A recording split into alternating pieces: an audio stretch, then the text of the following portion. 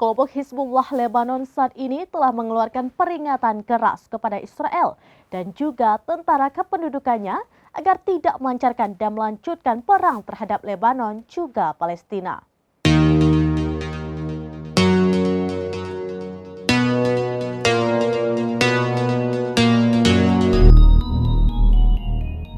Kelompok Hizbullah Lebanon saat ini telah mengeluarkan peringatan keras kepada Israel dan juga tentara kependudukannya agar tidak melancarkan dan melanjutkan perang terhadap Lebanon juga Palestina. Muhammad Ra'ad, Ketua Blok Loyalitas kepada Perlawanan Hizbullah, menyatakan pada Selasa 16 Juli 2024 bahwa Israel tidak mampu memperluas perangnya ke Lebanon karena pasukan Israel atau IDF yang kelelahan. Bahkan dirinya mengkritik taktik perang psikologis Israel. Ra'ad juga menyatakan bahwa pejuang perlawanan Hizbullah terus melemahkan kemampuan Israel.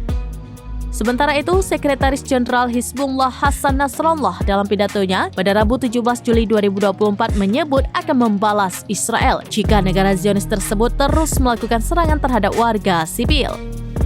Hizbullah akan membalasnya dengan menargetkan pemukiman baru dan ilegal Israel dengan rudal, mengutip Palestine Chronicle. Tidak hanya itu, ia memperingatkan bahwa tank Israel yang memasuki Lebanon akan menghadapi konsekuensi yang parah.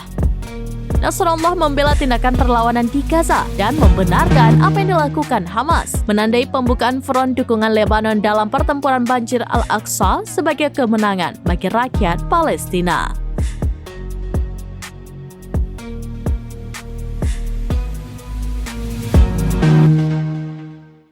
Demikian informasi terkini Syederalun, saksikan terus beragam informasi lainnya. Jangan lupa like dan share seluruh akun serambinews.com.